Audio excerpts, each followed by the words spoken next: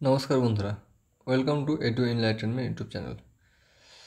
তো তোমাদের 1000 MCQ for Indian history যে চালু হয়েছে, যে সিরিজটি, তার আজকে সেট 6 করানো হবে, 6 নম্বর সেটটি।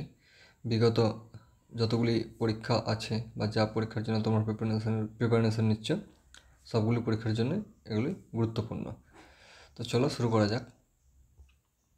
তো আজকের প্রথম কোশ্চেন হচ্ছে, নিম্নের কোন ব্যক্তি নির্বাসনে থাকাকালীন মারা যান? নিম্নের কোন ব্যক্তি নির্বাসনে থাকাকালীন মারা যান? রানী লক্ষ্মীবাই, তাতিয়া টোপি, বাহাদুর শাহ জাফর, নানা সাহেব। তো নির্বাসনে থাকাকালীন মারা গেছিলেন বাহাদুর শাহ জাফর। বাহাদুর শাহ জাফর তিনি নির্বাসনে থাকাকালীন মারা গিয়েছিলেন। তো এর পরের কোশ্চেনে বলছে, 1857 সালের বিদ্রোহের সময় কে ডঙ্কা শাহ নামে পরিচিত ছিলেন? 1857 সালে যে বিদ্রোহ হয়েছিল সেই সময় ডঙ্কা শাহ নামে পরিচিত কে হয়েছিলেন? শাহমাল, নানা সাহেব, মৌলমী আহসাদুল্লাহ শাহ, তাতিয়া টোপি। তো ডঙ্কা শাহ নামে পরিচিত ছিলেন শাহমাল। 1857 সালের বিদ্রোহের সময় ডঙ্কা শাহ নামে পরিচিত হয়েছিলেন শাহমাল।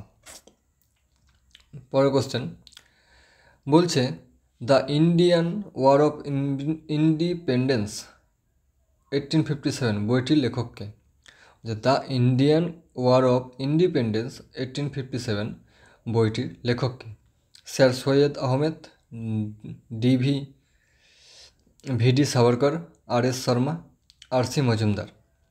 তো the Indian war of independence 1857 বইটির লেখক হচ্ছেন ভিডি সাভারকর। ভিডি সাভারকর এই বইটি লিখেছিলেন। তো এরপরের কোশ্চেনে বলছে, শতবিলোপ নীতির প্রবর্তককে? শতবিলোপ নীতির প্রবর্তক কে ছিলেন? Dalhousie, Canning, Ripon, Lord written. তো শতবিলোপ নীতির প্রতিষ্ঠাতা ছিলেন বা প্রবর্তক ছিলেন লর্ড ডালহৌসি। লর্ড ডালহৌসি শতবিলোপ নীতির প্রবর্তক ছিলেন। চলে যাবো পরের কোশ্চেনে। বলছে, প্রথম কোন দেশের বৌদ্ধ ধর্ম বিস্তৃত হয়েছিল? তো বলছে, প্রথম কোন দেশে বৌদ্ধ ধর্ম বিস্তৃত হয়েছিল? কম্বোডিয়া, থাইল্যান্ড, শ্রীলঙ্কা না চীন? তো প্রথম যে দেশে বৌদ্ধ ধর্ম বিস্তৃত হয়েছিল সেটি হলো শ্রীলঙ্কা। তো বৌদ্ধ ধর্মের প্রতিষ্ঠাতা আমরা সবাই জানি গৌতম বুদ্ধ।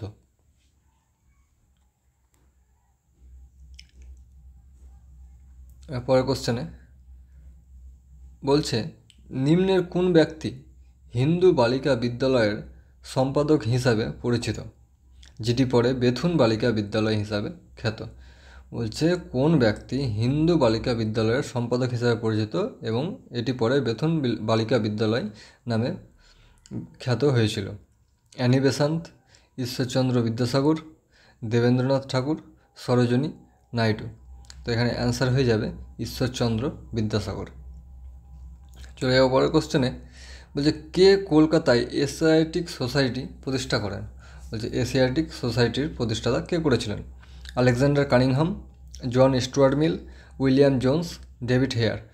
তো এশিয়াটিক সোসাইটির প্রতিষ্ঠাতা করেছিলেন William Jones. William Jones Asiatic সোসাইটির প্রতিষ্ঠাতা করেন। বলছে, কলিকাতা বিশ্ববিদ্যালয় কোন সালে প্রতিষ্ঠিত হয়? কলিকাতা বিশ্ববিদ্যালয় কত সালে প্রতিষ্ঠিত হয়েছিল? তো কলিকাতা বিশ্ববিদ্যালয় প্রতিষ্ঠিত হয়েছিল কেন বলছে 1911 সালে, 1857 সালে, 1817 সালে, 1854 সালে। তো কলিকাতা বিশ্ববিদ্যালয় প্রতিষ্ঠিত হয়েছিল 1857 সালে। চলে যাবো পরের কোশ্চেনে। বলছে, বাংলায় এশিয়াটিক সোসাইটি প্রতিষ্ঠাতা কে করেন? তো বাংলায় এশিয়াটিক সোসাইটির প্রতিষ্ঠাতা কে করেন? Rammohan Roy, William Jones, Hunter, William Bentinck. তো বাংলায় এশিয়াটিক সোসাইটির প্রতিষ্ঠাতা করেন উইলিয়াম জোন্স। চলে যাবো নেক্সট কোশ্চেন। বলছে, প্রেসিডেন্সি বিশ্ববিদ্যালয় কবে প্রতিষ্ঠিত করা হয়? বলছে, প্রেসিডেন্সি বিশ্ববিদ্যালয় যে আছে সেটি কবে প্রতিষ্ঠাতা করা হয়েছিল? 2010, 1858, 1900, 1909। তো এটি হয়েছিল 1858 খ্রিস্টাব্দে। চলে যাবো পরের কোশ্চেনে। বলছে, ন্যাশনাল কাউন্সিল ফর এডুকেশন কবে প্রতিষ্ঠা করা হয়? ন্যাশনাল কাউন্সিল ফর এডুকেশন কবে প্রতিষ্ঠা হয়? 1906, 1908, 1909, 1996। তো ন্যাশনাল কাউন্সিল ফর এডুকেশন প্রতিষ্ঠাতা হয়েছিল 1906 সালে। চলে যাও পরের কোশ্চেনে। বলছে 1880 খ্রিস্টাব্দে কে ঐতিহাসিক প্রাচীন স্মৃতিসৌধগুলির তত্ত্বাবধায়ক হিসাবে নিয়োজিত হয়? বলছে 1880 খ্রিস্টাব্দে যে প্রাচীন স্মৃতিসৌধগুলি ছিল তার তত্ত্বাবধায়ক হিসাবে কে নিযুক্ত হয়েছিল? এইচ কোল, আলফ্রেড ফাউচার, রাজেন্দ্রলাল মিত্র, জন মার্শাল।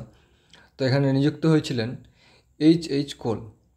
তিনি ঐতিহাসিক প্রাচীন স্মৃতিসৌধগুলির তত্ত্বাবধায়ক হিসাবে নিযুক্ত হয়েছিলেন। চলে যাওয়া পরের কোশ্চেনে। বলছে তত্ত্ববোধিনী সভা কে প্রতিষ্ঠা করেন? তত্ত্ববোধিনী সভার প্রতিষ্ঠাতা কে ছিলেন? দেবেন্দ্রনাথ ঠাকুর, কেশবচন্দ্র সেন, অক্ষয় কুমার দত্ত, দ্বারকানাথ ঠাকুর। তো তত্ত্ববোধিনী সভা প্রতিষ্ঠা করেন দেবেন্দ্রনাথ ঠাকুর। চলে যাওয়া পরের কোশ্চেনে। বলছে কলকাতা মাদ্রাসার প্রতিষ্ঠাতা কে? কলকাতা মাদ্রাসার প্রতিষ্ঠাতা কে করেছিলেন? Lord Cornwallis, Warren Hastings, Radhakanta Deb, Rammohan Roy. তো কলকাতা মাদ্রাসার প্রতিষ্ঠাতা করেছিলেন ওয়ারেন হেস্টিংস কলকাতা মাদ্রাসার প্রতিষ্ঠাতা করেন। বলছি জনাথন ডানকান সংস্কৃত কলেজ কোথায় প্রতিষ্ঠিত হয়? জনাথন ডানকান যে সংস্কৃত কলেজটি আছে সেটি কোথায় প্রতিষ্ঠিত হয়েছিল? এলাহাবাদে, বারাণসীতে, কলকাতায় না মাদ্রাজে? তো জনাথন ডানকান সংস্কৃত কলেজ প্রতিষ্ঠিত হয়েছিল বারাণসীতে। চলে যাও পরের কোশ্চেনে। বলছে বেনারস হিন্দু বিশ্ববিদ্যালয় কে প্রতিষ্ঠা করেন? বেনারস হিন্দু বিশ্ববিদ্যালয় যে আছে সেটির প্রতিষ্ঠাতা কে ছিলেন? মতিলাল নেহেরু, মদন মোহন মালব, গোপাল কৃষ্ণ গোখলে, বাল গঙ্গাধর তিলক।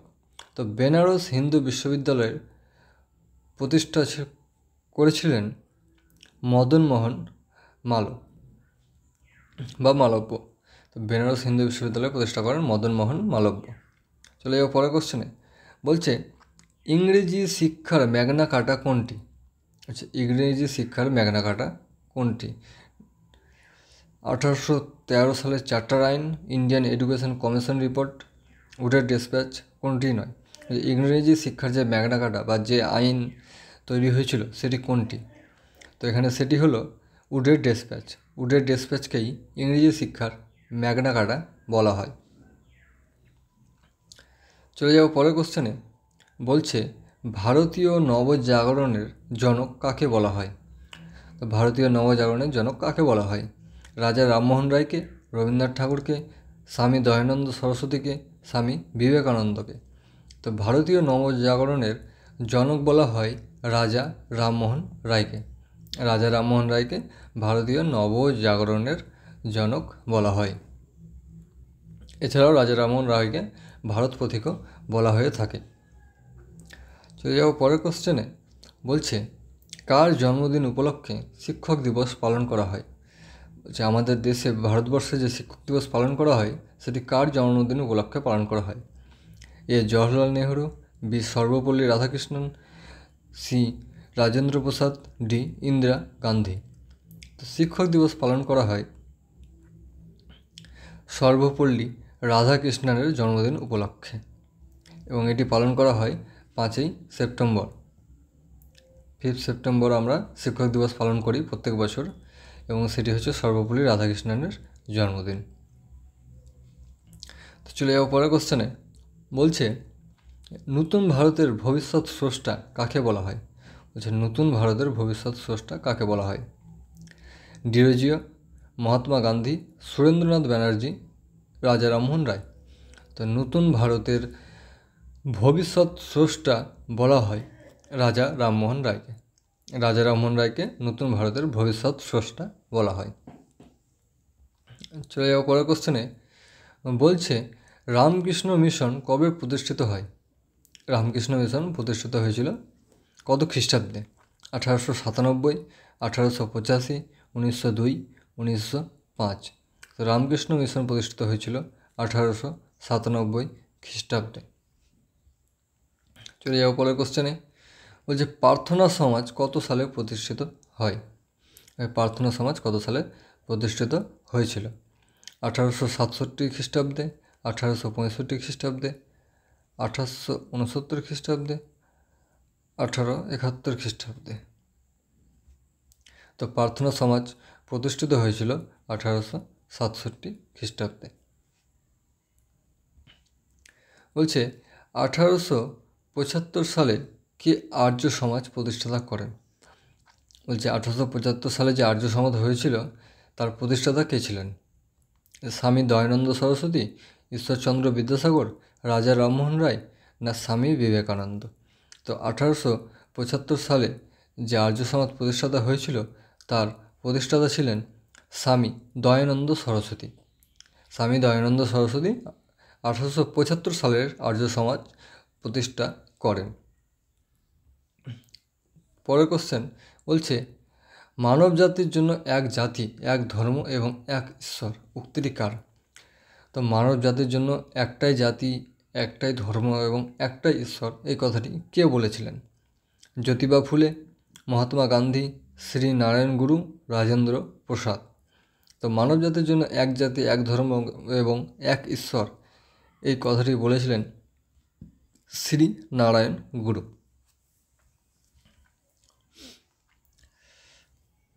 তো আজকের শেষ কোশ্চেন বলছে হান্টার কমিশনকে নিযুক্ত করা হয়েছিল কোন ঘটনার প্রেক্ষিতে?